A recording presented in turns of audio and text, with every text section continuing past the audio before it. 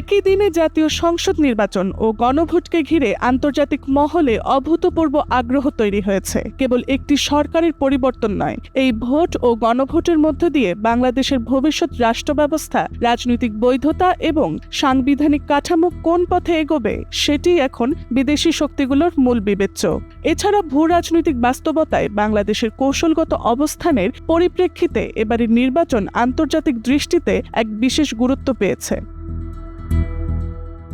ভারত, পাকিস্তান সহ ইউরোপের দেশগুলোর দৃষ্টিতে ভোটের গ্রহণযোগ্যতা, অংশগ্রহণের পরিবেশ, সহিংসতা নিয়ন্ত্রণ এবং প্রশাসনিক নিরপেক্ষতা এসবই ভবিষ্যতে বাংলাদেশের রাজনৈতিক স্থিতি নির্ধারণ করবে।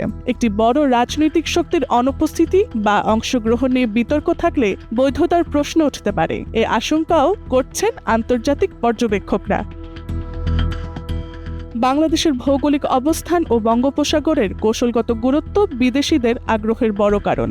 দক্ষিণ এশিয়া ও ইন্দো প্যাসিফিক বাস্তবতায় বাংলাদেশ এমন এক জায়গায় দাঁড়িয়ে যেখানে চীন, ভারত, যুক্তরাষ্ট্র তিন পক্ষের কৌশলগত প্রতিযোগিতায় প্রভাব ফেলে। ভারত আঞ্চলিক স্থিতিশীলতা ও সীমান্ত নিরাপত্তা মাত্রা বিবেচনায় সতর্ক। চীন অবকাঠামো ও বিনিয়োগ ঘনিষ্ঠ সম্পর্ক ধরে রাখতে চায় এবং বড় প্রকল্পে যুক্ত হতে আগ্রহী।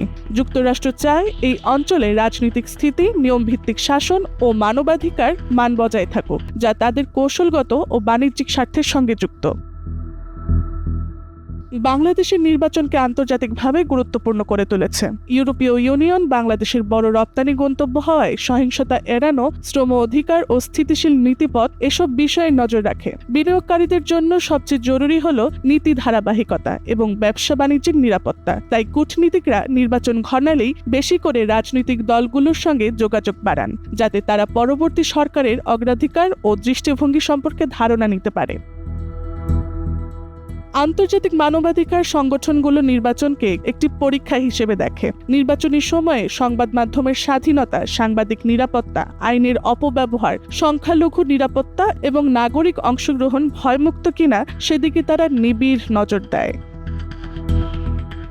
সব মিলিয়ে এই ভোটকে বিদেশিরা দেখছে গণতন্ত্রের গ্রহণযোগ্যতা, ভূ রাজনৈতিক ভারসাম্য, অর্থনৈতিক ধারাবাহিকতা, মানবাধিকার মানদণ্ড, এই চার স্তম্ভের একসঙ্গে পরীক্ষার জায়গা হিসেবে। তাই রেকর্ড সংখ্যক পর্যবেক্ষক, কূটনৈতিক তৎপরতা এবং আন্তর্জাতিক বক্তব্য সবকিছুই এবার বেশি দৃশ্যমান।